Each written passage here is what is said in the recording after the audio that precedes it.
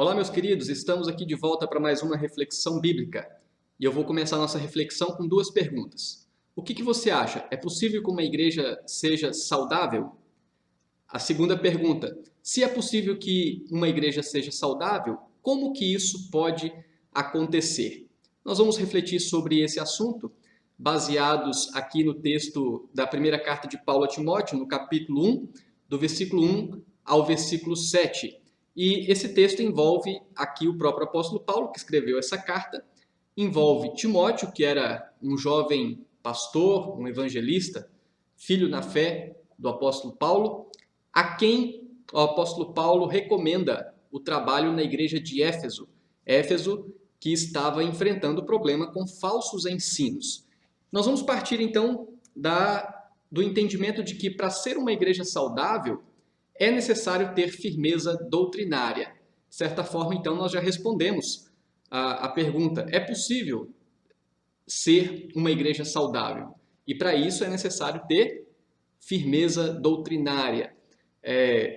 Diante disso, o apóstolo Paulo admoestou Timóteo a orientar os irmãos daquela igreja para que eles não ensinassem outra doutrina. O versículo 3 aqui diz assim: quando estava de viagem rumo da Macedônia, te roguei permanecesses ainda em Éfeso para admoestares a certas pessoas, a fim de que não ensinassem outra doutrina. A questão de outra doutrina, então, em outras palavras, seria ensinar um evangelho deturpado, um evangelho que não está relacionado aos ensinos da palavra de Deus, ou seja, que desvirtua da fidelidade à palavra de Deus. E o apóstolo Paulo também, nesse mesmo sentido, diz para Timóteo orientar e admoestar os irmãos daquela igreja para que eles não se ocupassem com fábulas e genealogias sem fim. É o que está aqui no versículo 4. Nem se ocupem com fábulas e genealogias sem fim, que antes promovem discussões do que o serviço de Deus na fé. O que seriam essas genealogias sem fim e as fábulas, no caso, fábulas e genealogias sem fim? Na verdade, não dá para saber exatamente do que o apóstolo Paulo está falando, mas possivelmente está relacionado a duas possibilidades. Seriam os ensinos dos gnósticos, né, que eram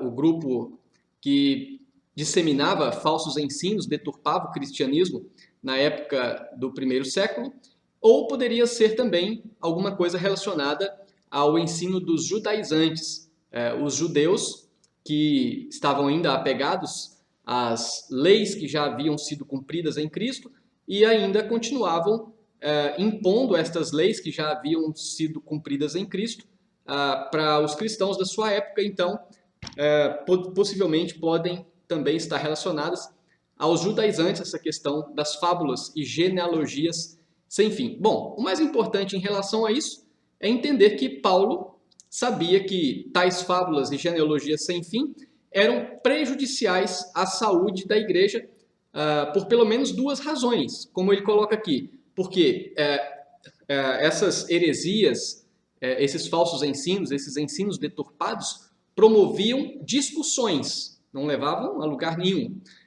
e não promoviam o serviço de Deus na fé, que na verdade é o objetivo da igreja, né?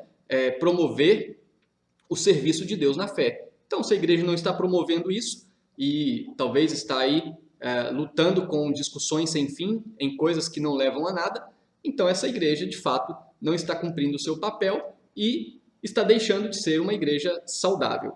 A igreja, para que ela tenha saúde, para que ela seja saudável, ela precisa estar alicerçada no ensino da palavra.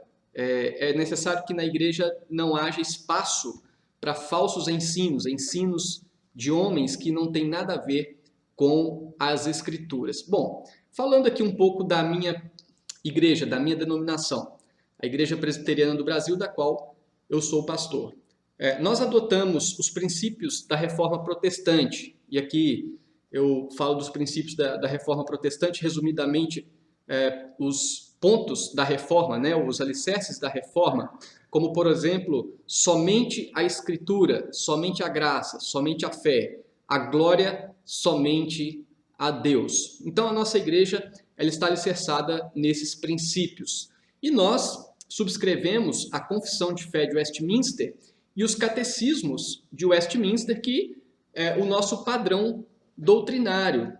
São confissões de fé que estão baseadas nas Escrituras, e ali então nós temos uma descrição das doutrinas bíblicas e nós subscrevemos essas doutrinas. Agora, imaginamos que a nossa igreja comece a dar abertura para outros ensinos. Certamente, estes ensinos falsos que contrariam a nossa fé vão trazer prejuízos à vida da igreja. Por isso que os pastores, os presbíteros, precisam manter a igreja firme na doutrina da palavra de Deus. Vou dar aqui um exemplo de falsos ensinos da nossa atualidade, ensinos que deturpam a palavra de Deus, que devem ser rechaçados e que não podem ganhar espaço no nosso meio, né?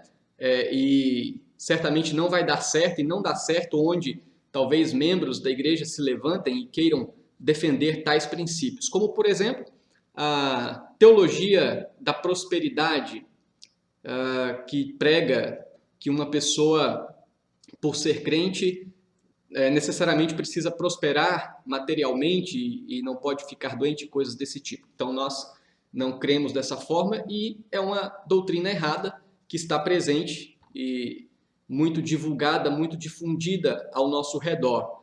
Também a teologia da libertação, né, que tem muito a ver com o marxismo.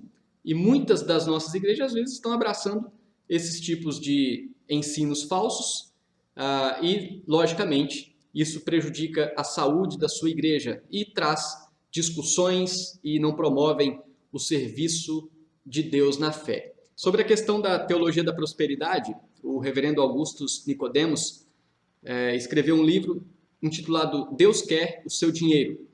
Nesse livro ele faz uma crítica ao movimento neopentecostal, aos pastores que fazem da religião um meio de arrancar dinheiro dos seus fiéis. Inclusive ele deu uma entrevista a um importante veículo de comunicação, e a sua entrevista acabou ganhando algumas proporções e muitas críticas foram lançadas sobre o reverendo Augustus Nicodemos, principalmente por parte dos pastores, pseudo-pastores talvez, que fazem uso dessa teologia para se beneficiar financeiramente. E eu quero até aqui, vou deixar na descrição do vídeo, uma avaliação que é feita pelo reverendo Jorge Lucas no canal que ele tem. Ele fala sobre essa entrevista do reverendo Augustus, e o título do seu vídeo é Augustus Nicodemos, Pentecostais e a IPB. Muito bem, é uma discussão longa, mas que vale a pena a gente tomar conhecimento, porque é um problema doutrinário da nossa época, a teologia da prosperidade. E a respeito da teologia da libertação, que tem muito a ver aí com o marxismo, eu indico para vocês o canal do meu amigo reverendo Alfredo de Souza. É raro um pastor com o conhecimento teológico reformado na nossa atualidade que aborde esses assuntos. Então eu quero incentivar você a buscar conhecimento sobre isso, até porque são tipos de ensinamentos que acabam entrando na vida da igreja e prejudica a sua saúde. Uma igreja pode ser saudável, mas ela precisa então ter firmeza doutrinária. Que Deus nos abençoe e que Deus abençoe a nossa igreja, Deus abençoe a sua igreja, para que ela seja saudável a partir da firmeza doutrinária. Um grande abraço para você.